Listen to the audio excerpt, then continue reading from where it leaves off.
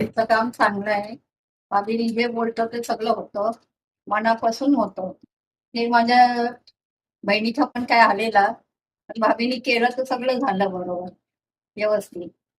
त्या भाभीचा गुण आहे, फरक आहे. मला तर लई विश्वास आहे भाभीवर. बोलते तसं सगळं होतं. लई चांगली आहे.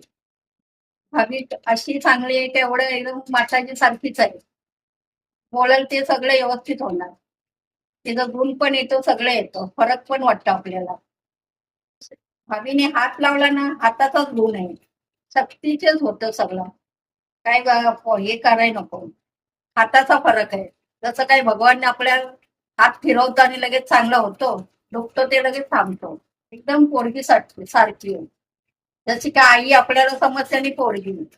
आईचे एकदम हे ती करते भाभी सगळं. आणि आपल्याला पण मुलगी सारखी आहे. आपले दुःख तिला बघवत नाही. सगळे आपले दुःख एकदम दूर करतो ती.